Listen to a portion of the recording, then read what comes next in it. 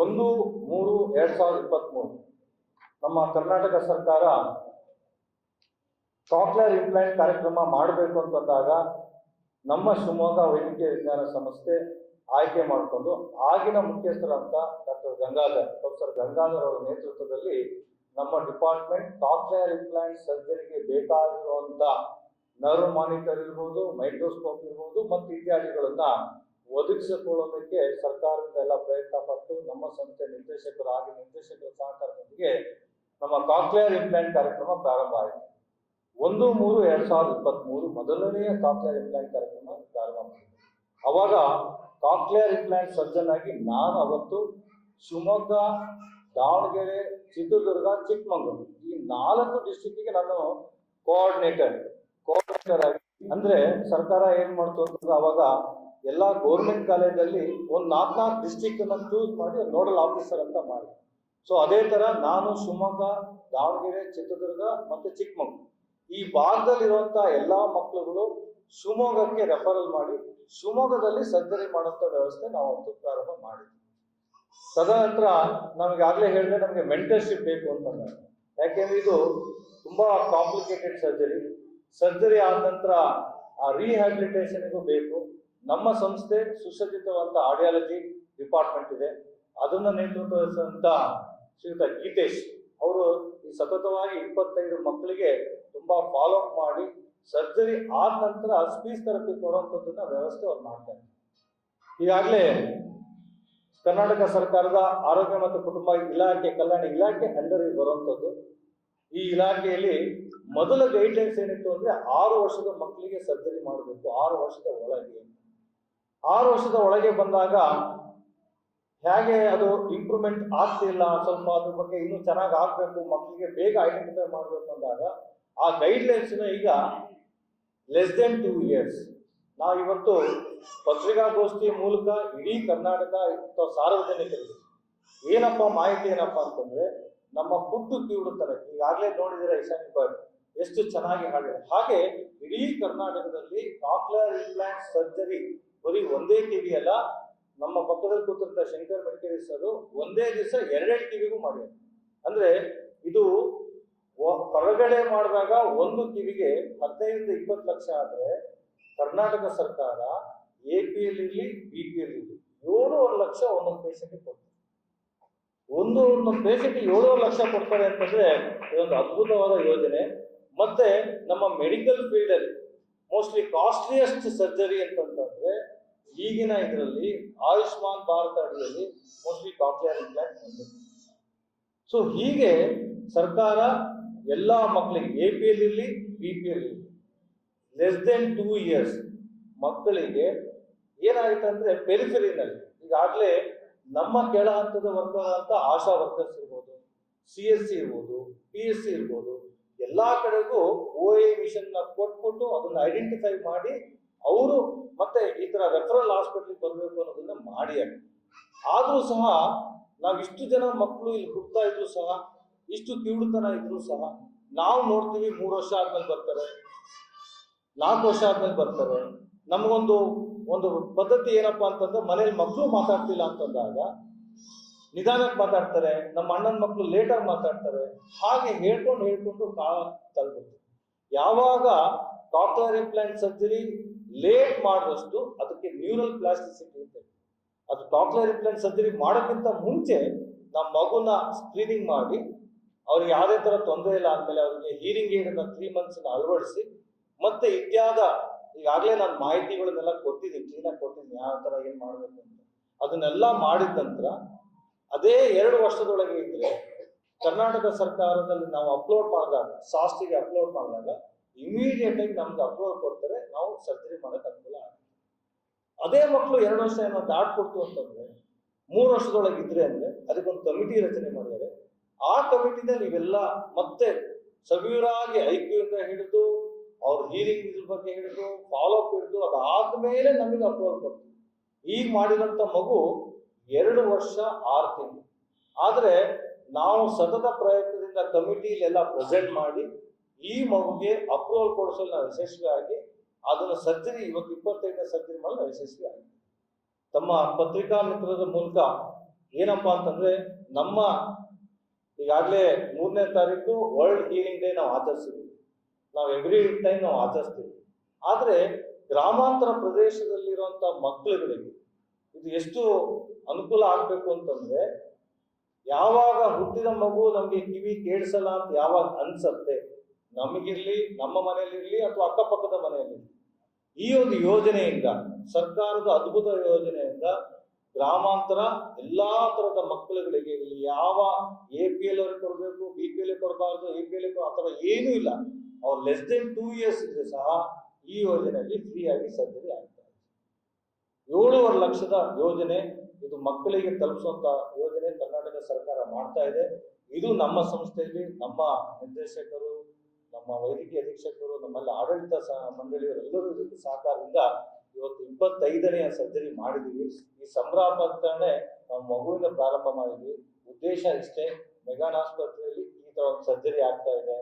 Cochlear implant ಒಂದು ಕೇಸಿಗೆ ಎಷ್ಟು, ಇದು ಯಾಕೆ ನಾವು ಇನ್ನೂ ಪ್ರಚಲಿತ ಆಗಿಲ್ಲ, ಎಲ್ಲ ಕಡೆ ಪ್ರಾರಂಭ ಮಾಡ್ತೇವೆ. ಇದನ್ನ ಅವೇರ್ನೆಸ್ ನಿಮ್ಮ ಮಾಧ್ಯಮದ ಮೂಲಕ ಇನ್ನೂ ಜಾಸ್ತಿ ಹೋದ್ರೆ, ನಮಗೆ ಮಕ್ಕಳುಗಳು ಸ್ಕ್ರೀನಿಂಗ್ ಜಾಸ್ತಿ ಆಯ್ತು ಅಂದ್ರೆ, ಈ ಯೋಜನೆಯನ್ನು ಇನ್ನೂ ಜಾಸ್ತಿ ಉಪಯೋಗ ಮಾಡ್ಕೊಂಡ್ರೆ ಮೋಸ್ಟ್ಲಿ ಅವರು ಸಮಾಜಕ್ಕೆ, ಈಗ ನೀವು ನೋಡಿದ ಹಾಗೆ ಆ ಮಗು ಸಶಕ್ತರಾಗಿ ಒಂದು ಸಮಾಜಮುಖಿಯಾಗಿ ಅವರು ಸಹ ನಾನೊಂದು ಒಳ್ಳೆಯ ಇದು ಕಾಕ್ಲಿಯರ್ ಇಂಪ್ಲಾಂಟ್ ಬಗ್ಗೆ ನಾನು ಇನ್ನೂ ಮಾಡಿಸಿರುವಂಥವ್ರು ಏನೇನು ಆಗಿದೆ ಅಂತ ಡಾಕ್ಟರ್ ಮೆಡ್ಕೇರಿ ಸರ್ ಒಂದೆರಡು ವರ್ಡಲ್ಲೆಲ್ಲ ಹೇಳ್ತಾರೆ, ಯಾರ್ಯಾರು ಏನೇನು ಅಚೀವ್ ಮಾಡಿದ್ದಾರೆ ಅಂತೇಳಿ. ಇವತ್ತೆಲ್ಲ ಬಂದಿದ್ದೀರಾ. ನಮ್ಮ ಸಂಸ್ಥೆ ಎಲ್ಲ ಅಧಿಕಾರಿಗಳಿಗೆ ಮತ್ತೆ OT ಸ್ಟಾಫ್ ಎಲ್ಲರಿಗೂ ಧನ್ಯವಾದ ಹೇಳ್ತಾ, ಈ 25ನೇ ಕಾಕ್ಲಿಯರ್ ಇಂಪ್ಲಾಂಟ್ ಸರ್ಜರಿ ನೆಕ್ಸ್ಟ್ ನಾವು 50ನೇ ಸರ್ಜರಿಗೆ ಗಾಪುಗಾಲ್ ಹಾಕುವಂತ ಒಂದು ಶಕ್ತಿ ನಮ್ಗೆಲ್ಲ ಕೊಡ್ಲಿ ಅಂತ ಹೇಳ್ತಾ ನಮ್ಮ ಶಂಕರ್ ಮೆಡ್ಕೇರಿ ಸರ್ ಅವರು ಮಾತಾಡಬೇಕು. ಈಗ ಏನಾಗತ್ತೆ ಅಂದ್ರೆ, ಮಗು ಹುಟ್ಟು ಕಿವುಡುತನ ಆಗ್ತದೆ. ಮಗು ಹುಟ್ಟಿದ ತಕ್ಷಣ ಏನಾಗುತ್ತೆ, ಏನು ಕೇಳಲ್ಲ, ಮಾತಾಡಲ್ಲ. ಫಸ್ಟ್ ಬರೋದೇನು ಅಂದ್ರೆ ಅವ್ರು ಕೇಳಕ್ಕಿಲ್ಲ ಅಂತ ಮಾತಾಡ್ತಿಲ್ಲ ಅಂತ. ಯಾವಾಗ ಮಾತಾಡಲ್ಲ ಅಂತ ಬಂದಾಗ ಡಾಕ್ಟರ್ಗಳ ಹತ್ರ ಬಂದಾಗ ನಾವು ನೋಡಿದಾಗ ಅವ್ರಿಗೆ ಕಿವಿ ಕೇಳಿಸಲ್ಲ. ಯಾವಾಗ ಕಿವಿ ಕೇಳಿಸುತ್ತೆ ಮಾತು ಬರುತ್ತೆ, ಯಾವಾಗ ಕಿವಿ ಕೇಳಿಸಲ್ಲ ಮಾತು. ಸೊ ಈ ತರ ಒಂದು ಮಕ್ಕಳಿಗೆ ನಾವೇನ್ ಮಾಡ್ತೀವಿ, ಸ್ಕ್ರೀನಿಂಗ್ ಮಾಡಿದ್ಮೇಲೆ ಆ ನರ್ವ್ ನ ಸ್ಟಿಮ್ಯುಲೇಟ್ ಮಾಡಬೇಕು. ಯಾವ ತರ ಮಾಡಬೇಕು, ಬರೀ ಡೈರೆಕ್ಟ್ ಆಗಿ ಕಾಕ್ಲಿಯರ್ ಇಂಪ್ಲಾಂಟ್ ಮಾಡುತ್ತಲ್ಲ, ಅದಕ್ಕಿಂತ ಮುಂಚೆ ಅವರಿಗೆ ಹೀರಿಂಗ್ ಏಡ್ ಹಾಕ್ತೀವಿ, ಸ್ಟಿಮ್ಯುಲೇಟ್ ಮಾಡ್ತೀವಿ 3 ತಿಂಗಳು. 3 ತಿಂಗಳಾದ್ಮೇಲೆ ಅವ್ರನ್ನೆಲ್ಲ ಅಸೆಸ್ ಮಾಡಿದ್ಮೇಲೆ ಆಮೇಲೆ ಈ ಕಾಕ್ಲಿಯರ್ ಇಂಪ್ಲಾಂಟ್ ಪ್ರೋಸೆಸ್ ಏನು ಹೇಳ್ತಾರೆ, ಈ ಪ್ರೊಸೀಜರ್ನ ನಾವು ಅಳವಡಿಸ್ತೀವಿ. ಗೊತ್ತಾಗೋದು ಹುಟ್ಟದಾಗಲೇ ಗೊತ್ತಾಗುತ್ತೆ. ಈಗ ಹೆಂಗೆ ಅಂದ್ರೆ, ಫಾರಿನ್ ಕಂಟ್ರಿನಲ್ಲಿ ಯಾವುದೇ ಒಂದು ಮಗು ಆಸ್ಪತ್ರೆಯಿಂದ ಡಿಸ್ಚಾರ್ಜ್, ಈಗಲೂ ನಮ್ಗೆ ಗೊತ್ತಿರೋಂಗೆ ಪ್ರೈವೇಟ್ ಹಾಸ್ಪಿಟಲ್ OAE ಅಂತ ಮಾಡ್ತಾರೆ, ಓಟೋ ಅಕೌಸ್ಟಿಕ್ ಎಮಿಷನ್ ಟೆಸ್ಟ್ ಅಂತ.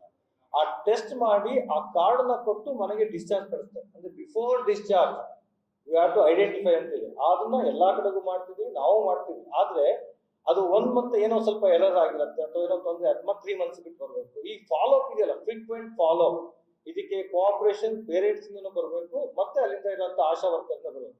ಯಾವಾಗ ನಾವು ಇದನ್ನ ಐಡೆಂಟಿಫೈ ಮಾಡ್ತಾ ಹೋಗ್ತೀವಿ, 0, 3 months, 6 months, ನಾವು ಎಷ್ಟು ಬೇಗ ಐಡೆಂಟಿಫೈ ಮಾಡಿ, ನಾವು 2 years ಅಂತ ಸರ್ಕಾರ ಕೊಟ್ಟಿರೋದು, ಇನ್ನೂ 1 ವರ್ಷದಲ್ಲಿ ಮಾಡಿದ್ರೆ ಇನ್ನೂ ಚೆನ್ನಾಗಿ ಆಗ್ತಾ ಬರುತ್ತೆ. ಯಾರಿಗಾದ್ರೂ ಬರುತ್ತೆ, ಯಾವುದೇ ತರದ್ದು ಇದೆ. ಈಗ ಇವರೆಲ್ಲ ಇನ್ಕಮ್ ಇರೋರು, ಅದು ಇವ್ರಿಗೆ ಒಂದು ಸ್ವಲ್ಪನೂ ಖರ್ಚಾಗಿದೆ, ಇದೆಲ್ಲ ಏನೂ ಖರ್ಚಾಗ್ತದೆ, ಎಲ್ಲಾ ತರದ ಸಹಕಾರ ಇದು ಸಿಕ್ಕಿದೆ.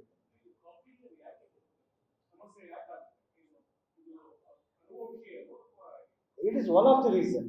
ಅನುವಂಶ is one of the reason. ಅನಾಮಲೀಸ್ಗಳು, ಈಗ ಏನೋ ಸಂಬಂಧದಲ್ಲಿ ಮದುವೆ ಮಾಡ್ಕೊಳ್ಳುವಂಥದ್ದು ಇರುತ್ತಲ್ಲ, it is also one of the reason. But many reasons ಆಗ್ತದೆ. ಆದ್ರೆ ಆ ರೀಸನ್ ಜೊತೆಗೆ ಒಂದು ಪಾರ್ಟ್, ಆದ್ರೆ ಆ ಮಗುನ ಐಡೆಂಟಿಫೈ ಮಾಡಿ ಇದನ್ನ ಉಪಯೋಗ ಮಾಡಿಕೊಂಡು ಸಮಾಜಮುಖಿಯಾಗಿ ಮಾಡುವಂತ ಈ ಸರ್ಕಾರದ ವ್ಯವಸ್ಥೆ ಇದೆ, ತುಂಬಾ ಅದ್ಭುತವಾಗಿದೆ, ಚೆನ್ನಾಗಿದೆ. ಇದು ಎಲ್ಲಿ ತನಕ ಇದು ಸರ್ಕಾರ ಎಲ್ಲದೂ ಮಾಡ್ತಾ ಇದೆ, PSC, CSC ಎಲ್ಲಾ ಕಡೆಗೂ ಮಾಡ್ತಾ ಇದೆ. ಆದ್ರೆ ಸಾರ್ವಜನಿಕರು ಇದಕ್ಕೆ ಸ್ಪಂದನೆ ಚೆನ್ನಾಗಿ ಕೊಡ್ಬೇಕು. ಇದು ಐಡೆಂಟಿಫೈ ಆದ ತಕ್ಷಣ ನಮ್ಮಲ್ಲಿ ಏನಾಗುತ್ತೆ ಅಂತ ತಕ್ಷಣ, ನಮ್ಮ ಮಗು ಕೇಳಿಸಲ್ಲ ಅಂತ ಹೇಳ್ಕೊಳ್ಳೋದು ಕೆಲವರಿಗೆ ಹಿಂಜರಿಕೆ, ತೋರಿಸ್ಬೇಕು ಅನ್ನೋ ಹಿಂಜರಿಕೆ. ಇದು ಹಿಂಜರಿಕೆ ಮಾಡ್ಕೊಂಡು ಏನಾಗುತ್ತೆ, ದೊಡ್ಡವರಾದ್ಮೇಲೆ ಅದು ಏನು ಮಾಡೋಕ್ಕಾಗಲ್ಲ ಅಂತ ಪರಿಸ್ಥಿತಿ ಬರುತ್ತೆ. ಇದು ಚೆನ್ನಾಗಿ ಪರ್ಮನೆಂಟ್ ಸೊಲ್ಯೂಷನ್. ಏನ್ ಏಜ್ ಆದ್ಮೇಲೆ ಏನಿಲ್ಲ, in case any other infection ಆ ತರ ಏನಾದ್ರು ಇತ್ತು ಅಂದ್ರೆ ಅದನ್ನ ಇಂಪ್ಲಾಂಟ್ ಎಕ್ಸ್ಕ್ಲೂಡ್ ಮಾಡಿ ಮಾಡ್ಬೇಕಾಗ್ತದೆ. ಸಾಲ್ವ್ ಪರ್ಮನೆಂಟ್ ಇಲ್ಲ, ಆ ತರ ಏನಿದೆ.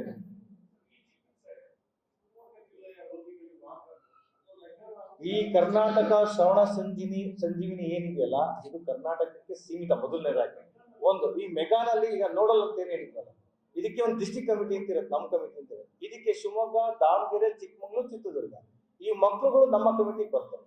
ಅಂದ್ರೆ ಆಯಾ ಏರಿಯಾಕ್ಕೆ ಆ ಡಿಸ್ಟ್ರಿಕ್ಟ್ ಕಮಿಟಿ ಮಾಡ್ಕೊಂಡು ಆಯಾ ಇದಕ್ಕೆ ಅಂದ್ರೆ ಈಗ ಯಾರೋ ಬೆಂಗಳೂರಿನವ್ರು ಬಂದು ಇಲ್ಲಿ ಮಾಡಿಸ್ಬೇಕು ಅನ್ನೋದೇನಿಲ್ಲ. ಬಟ್ ಏನು ಅಂತಂದ್ರೆ ಇಲ್ಲೇ ವ್ಯವಸ್ಥೆ ಇರೋದ್ರಿಂದ, ಇಲ್ಲಿಗೆ ಆ ಸೌಕರ್ಯ ಇರೋದ್ರಿಂದ ಅವ್ರು ಇಲ್ಲೇ ಮಾಡುವಂತ ವ್ಯವಸ್ಥೆ ಸರ್ಕಾರ ಅಂದ್ರೆ ಆಯಾ ಪಾಕೆಟ್ ಅಲ್ಲಿ ಮಾಡ್ತಾ ಬಂದಿದೆ. ನಾರ್ತ್ ಇಂಡಿಯಾ ಇಲ್ಲಿ ಬರ್ತೀವಿ. ಹೌದು, ಆಕ್ಚುಲಿ ಅವಳಿಗೆ ಹಿಯರಿಂಗ್ ಲಾಸ್ ಇದೆ ಅಂತ ನಂಗೆ ಫಸ್ಟ್ ಗೊತ್ತಿರ್ಲಿಲ್ಲ. 9 months ಅಲ್ಲಿ ಇನ್ನ ಮಾತಾಡ್ತಿರ್ಲಿಲ್ಲ ಅಂತ ಕೋಟೇಶ್ವರ ಹಾಸ್ಪಿಟಲ್ ತೋರಿಸಿದ್ವಿ.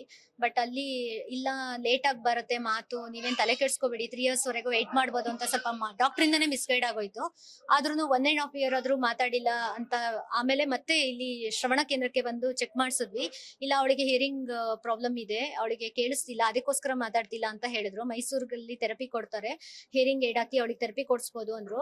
ಆದ್ರೆ ಮೈಸೂರಿಗೆ ಹೋದ್ವಿ, ಅಲ್ಲಿ ಹಿಯರಿಂಗ್ ಏಡ್ ಹಾಕಿ ಅಷ್ಟೊಂದೇನು ಎಫೆಕ್ಟ್ ಆಗ್ಲಿಲ್ಲ. ಬಟ್ ಆಪರೇಷನ್ ಮಾಡ್ಸೋದಕ್ಕೆ ವಿಚಾರಿಸಿದ್ವಿ. ಬ್ಯಾಂಗ್ಳೂರಲ್ಲಿ ವಸಂತಿ ಮೇಡಮ್ ಅಂತಿದ್ರು, ಆ ಡಾಕ್ಟ್ರು ಅಲ್ಲೆಲ್ಲ ಕೇಳಿದ್ವಿ, 18 lakhs ಆಗುತ್ತೆ ಅಂತ ಹೇಳಿದ್ರು. ಬಟ್ 18 lakhs ಮತ್ತೆ ಅದಕ್ಕೆ ಪಾರ್ಟ್ಸ್ ಬೇರೆ ನೆಕ್ಸ್ಟ್ ತುಂಬಾ ಕಾಸ್ಟ್ಲಿ ಇರುತ್ತೆ. ಸೊ ಅದಕ್ಕೆ ಮೇಂಟೈನ್ ಮಾಡಕ್ ಆಗಲ್ಲ ಅಂತ ನಾವು ಹಿಯರಿಂಗ್ ಏಡ್ ಅಲ್ಲೇ ಮಾಡೋಣ ಅಂದ್ಬಿಟ್ಟು ಹಿಯರಿಂಗ್ ಏಡ್ ತಗೊಂಡು ಅವಳಿಗೆ ಥೆರಪಿ ಸ್ಟಾರ್ಟ್ ಮಾಡಿದ್ವಿ ಮೈಸೂರಲ್ಲಿ. ಆದ್ರೆ ಕಾಕ್ಲಿಯರ್ ಆದವ್ರನ್ನೆಲ್ಲ ನಾನು ತುಂಬಾ ನೋಡ್ತಾ ಬಂದೆ ಅಲ್ಲಿ. ಇಲ್ಲ, ಕಾಕ್ಲಿಯರ್ ಇಂಪ್ಲಾಂಟ್ ಆದ್ರೆ ಅದಕ್ಕಿಂತ ತುಂಬಾ ಚೆನ್ನಾಗಿ ಸ್ಪೀಚ್ ಚೆನ್ನಾಗ್ ಬರುತ್ತೆ, ನೆಕ್ಸ್ಟ್ ಅವಳ ಫ್ಯೂಚರ್ಗೆ ಅನುಕೂಲ ಆಗುತ್ತೆ ಅಂತ ಕಾಕ್ಲಿಯರ್ ಮಾಡ್ಸೋಣ ಅಂತ ಡಿಸೈಡ್ ಮಾಡಿ ಹೋಗಿ ಕೇಳಿದ್ರೆ, ಇಲ್ಲ BPL ಕಾರ್ಡ್ಗೆ ಇಲ್ಲ ಮೇಡಮ್, APL ಕಾರ್ಡ್ಗೆ ಇಲ್ಲ, BPL ಕಾರ್ಡ್ ಮಾತ್ರ ಆಪರೇಷನ್ ಮಾಡ್ತೀವಿ ಅಂತ ಹೇಳಿದ್ರು. ಬಟ್ ನಮ್ದು APL ಕಾರ್ಡ್ ಆಗಿತ್ತು. ಅದೇನಾಯ್ತೋ ಗೊತ್ತಿಲ್ಲ. ಮೋದಿಜಿ ಅವ್ರ ವಿಸಿಟ್ ಇತ್ತು 3 years ಬ್ಯಾಕ್ ಮೈಸೂರಲ್ಲಿ ಸ್ಪೀಚ್ ಅಂಡ್ ಹಿಯರಿಂಗ್ಗೆ.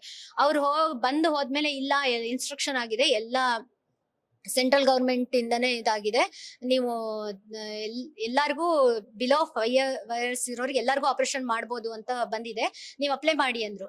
ಅಪ್ಲೈ ಮಾಡೋಣ ಅಂತ ಹೋದ್ರೆ ಅಲ್ಲಿ ತುಂಬಾ ಕ್ಯೂ ಇತ್ತು. ನಾನು ಆಲ್ಮೋಸ್ಟ್ 6 months 1 year ವೇಟ್ ಮಾಡ್ಬೇಕಿತ್ತು ಅಲ್ಲಿ ಅಪ್ಲೈ ಮಾಡಿದ್ರೆ. ಅದಕ್ಕೆ ನಂಗೆ ಯಾರು ಹೇಳಿದ್ರು, ಇಲ್ಲ ಶಿವಮೊಗ್ಗದಲ್ಲೂ ಮಾಡ್ತಾರಂತೆ, ಬಂದಿದೆ ಅಂತ ಹೇಳಿದ್ರು. ಆಮೇಲೆ ಬಂದು ಇಲ್ಲಿ ಗೀತೇಶ್ ಅವ್ರನ್ನ ಕೇಳಿದಾಗ, ಹೌದು ಈ ಶಿವಮೊಗ್ಗದಲ್ಲೇ ಅಪ್ಲೈ ಮಾಡಿ ಮಾಡಿಸ್ಕೊಡೋಣ ಅಂತ ಹೇಳಿದ್ರು. ಇಲ್ಲಿ ಎಲ್ಲ ಪ್ರೊಸೀಜರ್ಸ್ ಎಲ್ಲ ಇದ್ ಮಾಡಿ ಮಾರ್ಚ್ ಅಲ್ಲಿ ಅಪ್ಲೈ ಮಾಡಿದ್ವಿ. ಆಮೇಲೆ ಜೂನ್ ಅಲ್ಲಿ ಗೀತೇಶ್ ಸರ್ ಫೋನ್ ಮಾಡಿದ್ರು, ಇಲ್ಲ ಅಪ್ರೂವಲ್ ಆಗಿದೆ, ಜೂನ್ ಅಲ್ಲಿ ಆಪರೇಷನ್ ಇರುತ್ತೆ, ಇಂಥ ಡೇಟು ಶಂಕರ್ ಮಡ್ಕೇರಿ ಸರ್ ಬರ್ತಾರೆ ಅಂದ್ರು. ಅದಕ್ಕೆ ಪ್ರೀ ಚೆಕಪ್ ಏನೇನ್ ಮಾಡ್ಬೇಕೋ ಎಲ್ಲಾನು ಮಾಡ್ಸಿದ್ರು. ಇಲ್ಲಿ ಆಪರೇಷನ್ ಜೂನ್ ಅಲ್ಲಿ ಆಯ್ತು. ಇವಾಗ ಆಪರೇಷನ್ ಆಗಿ 3 years ಆಗಿದೆ. 1 year ನಾನು ಮೈಸೂರಲ್ಲಿ ಥೆರಪಿ ತಗೊಂಡೆ. ಥೆರಪಿ ತಗೊಳ್ಳೋದಷ್ಟೇ ಅಲ್ಲ, ಪೇರೆಂಟ್ಸ್ ತುಂಬಾ ಮೇಯ್ನ್. ಅದಕ್ಕೆ ನಾವು ಹೇಗೆ ಅಂದ್ರೆ, ಅವ್ರಿಗೆ ಯಾವ ಶಬ್ದನೂ ಅವ್ರ ಕಿವಿಗೆ ಬಿದ್ದಿರಲ್ಲ, ಅವ್ರ ಮೈಂಡ್ ಖಾಲಿ ಇರುತ್ತೆ, ಏನಿರಲ್ಲ ಅಂದ್ರೆ ಅವ್ರಿಗೆ ಯಾವ ಮಾತೇ ಬರ್ತಿರಲ್ಲ. ಅವ್ರಿಗೆಲ್ಲಾನು ನಾವು ಒಂದೇ ಸಲಕ್ಕೆ ತಲೆ ತುಂಬಬೇಕು ಅಂದ್ರೆ ಒಂದೇ ಸತಿ ತುಂಬಕ್ಕೂ ಆಗಲ್ಲ, ಹಂತವಾಗಿ ಅದಕ್ಕೆ ಸ್ಟೆಪ್ಸ್ ಇದೆ. ಅದ್ರ ಪ್ರಕಾರ ನಾವು ಅವರು ಥೆರಪಿನಲ್ಲಿ ಹೇಳ್ತಾರೆ ಏನೇನ್ ಮಾಡ್ಬೇಕು ಅಂತ. ಆ ತರ ಅವ್ರಿಗೆ ತುಂಬಾ ಚೆನ್ನಾಗಿ ಕಲ್ಸಿ ಇವಾಗ ನಾರ್ಮಲ್ ಮಕ್ಕಳ ಲೆವೆಲ್ ಅಲ್ಲಿ ಇದ್ದಾಳೆ. ಅದ್ರಲ್ಲಿ ಲೆವೆಲ್ ಅಲ್ಲೂ ಚೆಕ್ ಮಾಡ್ತಾರೆ. ಇವ್ರಿಗೆ ಯಾವ ತರದ IQ ಪ್ರಾಬ್ಲಮ್ ಇರಲ್ಲ. ಇವತ್ ನಾವು ನಾರ್ಮಲ್ ಮಕ್ಕಳಿಗೂ ಕೂಡ ಸ್ಕೂಲಲ್ಲಿ ಓದಿಸಿ ಸಾಕಾಗಲ್ಲ, ಮನೆಗೆ ಬಂದು 4 ಸತಿ ಓದಿಸ್ಬೇಕು. ಇವ್ರಿಗೆ ಇನ್ನೊಂದ್ಸಲ ಜಾಸ್ತಿ ಓದಿಸ್ಬೇಕಷ್ಟೇ. IQ ಮತ್ತೆ ಇವ್ರು ಕಲಿಯೋದ್ರಲ್ಲಿ ಯಾವ ತರದ್ದು ಪ್ರಾಬ್ಲಮ್ ಇರಲ್ಲ. ಮತ್ತೆ ಅವಳಿಗೆ ಆಪರೇಷನ್ ಆಗಿರೋದ್ರಿಂದನೂ ಯಾವ ಪ್ರಾಬ್ಲಮು ಇಲ್ಲ. ಅವಳು ತುಂಬಾ ಚೆನ್ನಾಗೇ ಇದ್ದಾಳೆ, ಹೆಲ್ತಿ ಆಗಿದ್ದಾಳೆ. ಯಾವ ತರ ಆಟ ಆಡ್ತಾಳೆ, ಡ್ಯಾನ್ಸ್ ಮಾಡ್ತಾಳೆ, ತುಂಬಾ ಚೆನ್ನಾಗಿ ಡ್ಯಾನ್ಸ್ ಮಾಡ್ತಾಳೆ. ಯಾವ ತರದ್ದು ಒಂದ್ಸತಿ ಹೇಳ್ಕೊಟ್ರೆ ಸಾಕು, ಕರೆಕ್ಟ್ ಆಗಿ ಆ ಬೀಟಿಗೆ ಕರೆಕ್ಟ್ ಆಗಿ ಮಾಡ್ತಾಳೆ. ಯಾವ ತರದ್ದು ತೊಂದರೆ ಇಲ್ಲ. ಎಲ್ರುನು ಇಲ್ಲಿ ಇನ್ನು ಹಳ್ಳಿಗಳಲ್ಲಿ ಹೇಗೆ ಅಂದ್ರೆ ಇನ್ನ ಇಲ್ಲ 3 ವರ್ಷಕ್ಕೆ ಬರುತ್ತೆ 4 ವರ್ಷಕ್ಕೆ ಬರುತ್ತೆ ಅಂತ ಕಾಯ್ಕೊಂಡ್ ಕೂತಿರ್ತಾರೆ. ಯಾವ್ದಾದ್ರು ಹರಕೆ ಮಾಡೋದು, ಇದ್ ಮಾಡೋದು. ಇದಕ್ಕೆ ಯಾವ ಹರಕೆನೂ ವರ್ಕ್ ಆಗಲ್ಲ, ಯಾವ ಮೆಡಿಸಿನ್ ವರ್ಕ್ ಆಗಲ್ಲ. ಆಪರೇಷನ್ ಒಂದೇ ಸಾಧನ. ಇಲ್ಲ ಅಂದ್ರೆ ಲಾಸ್ ತುಂಬಾ ಕಡಿಮೆ ಇದೆ ಅಂದ್ರೆ ಹಿಯರಿಂಗ್ ಏಡ್ ಹಾಕ್ಬೋದು. ಸೊ ಅಕ್ಕಪಕ್ಕ ಯಾರ್ಯಾರು ಇರ್ತಾರೋ ಹಳ್ಳಿಗಳ ಜನಕ್ಕೆ ಇನ್ನ ಮೂಢನಂಬಿಕೆಲೆ ಇರ್ತಾರೆ. ಆವಾಗ ಆ ದೇವ್ರಿಗೆ ಹರಕೆ ಹೊಟ್ಟೆ ಮಾತ್ ಬರುತ್ತೆ, ಹಾಗೆ ಹೀಗೆ ಅದೆಲ್ಲ ಯಾವ್ದು ನಡೆಯಲ್ಲ. ಇದು ಶಸ್ತ್ರಚಿಕಿತ್ಸೆನೆ ಆಗ್ಬೇಕು, ಇಲ್ಲ ಅಂದ್ರೆ ಹಿಯರಿಂಗ್ ಏಡ್ ಹಾಕ್ಬೇಕು. ಮಕ್ಳ ಜೀವನನ ಯಾರು ಹಾಳು ಮಾಡ್ಬೇಡಿ. ಈ ತರ ಇದೆ ಅಂದ್ರೆ ಕೆಲವರು ಮುಚ್ಚಿಡಕ್ ಟ್ರೈ ಮಾಡ್ತಾರೆ, ಅಯ್ಯೋ ಈ ತರ ಮಗು ಇದೆಯಾ, ನಾಳೆ ಜನ ಏನ್ ಅನ್ಕೋತಾರೆ ಅಂತ. ಕೆಲವ್ರು ಹಳ್ಳಿಗಳಲ್ಲಿ ಇನ್ನೂ ಮುಚ್ಚಿಡ್ತಾರೆ, ಅದನ್ನ ಜನಕ್ ಗೊತ್ತಾಗ್ಬಾರ್ದು ಅಂತ ಇದ್ ಮಾಡ್ತಾರೆ. ಆತರ ಏನು ಮಾಡ್ಬೇಡಿ. ಅವ್ರ ಜೀವನನ ಚೆನ್ನಾಗಾಗ್ಲಿ, ಅವ್ರ ಜೀವನಕ್ಕೆ ಒಂದ್ ಬೆಳಕು ಕೊಡಿ. ಯಾರಿಗೆ ಯಾವ್ದೇ ತೊಂದರೆ ಇದ್ರು ಇಲ್ಲಿ ಬಂದು ಶ್ರವಣ ಕೇಂದ್ರಕ್ಕೆ ಬಂದು ವಿಸಿಟ್ ಮಾಡಿ, ಅವ್ರು ನಿಮ್ಗೆ ಪೂರ್ತಿ ಗೈಡೆನ್ಸ್ ಕೊಡ್ತಾರೆ. ತುಂಬಾ ಥ್ಯಾಂಕ್ಸ್. ಹೌದು ಸರ್, ನಮ್ಗೆ ಅದೇ BPL ಕಾರ್ಡ್ ಮಾತ್ರ ಅಂತ ಇತ್ತು ಫಸ್ಟ್, ಆಮೇಲೆ ಚೇಂಜ್ ಆಗಿದ್ದು, ಅದರಿಂದ ನಮಗ್ ತುಂಬಾ ಅನುಕೂಲ ಆಯ್ತು. ಈಗ ಅವಳು ಫಸ್ಟ್ ಸ್ಟ್ಯಾಂಡರ್ಡ್, ಯಾವ ತರದ್ ಏನ್ ಕೇಳಿದ್ರು ಹೇಳ್ತಾಳೆ, ಮಾತಾಡ್ತಾಳೆ, ಎಲ್ಲ ಕ್ವಶನ್ ಆನ್ಸರ್ಸ್ ಕನ್ನಡಗಿಂತ ಇಂಗ್ಲಿಷ್ ಚೆನ್ನಾಗಿ ಕಲ್ತಿದ್ದಾಳೆ. ಒಂದೇ ವರ್ಷದಲ್ಲಿ ಕನ್ನಡ ಪೂರ್ತಿ ಕಲ್ಸ್ಕೊಂಡೆ. ಈಗ ಫಸ್ಟ್ ಸ್ಟ್ಯಾಂಡರ್ಡ್ ಹಾಕಿದ್ಮೇಲೆ ಇಂಗ್ಲಿಷು ಚೆನ್ನಾಗಿ CBSE ಗೆ ಹಾಕಿದೀನಿ. ಯಾವ ಸ್ಕೂಲಲ್ಲೂ ಕೇಳಿದೆ ಮೇಡಮ್ಗೆ, ಏನು ಪ್ರಾಬ್ಲಮ್ ಇಲ್ಲ ಮೇಡಮ್, ನಾರ್ಮಲ್ ಮಕ್ಕಳು ತರಾನೇ ನಾವು ಟ್ರೀಟ್ ಮಾಡ್ತೀವಿ, ಅವಳಿಗೆ ಏನ್ ಸ್ಪೆಷಲ್ ಅದು ಏನು ಇಲ್ಲ ಅಂತ ಹೇಳಿದ್ರು. ನನ್ನ ಹೆಸರು ಸೌಮ್ಯ.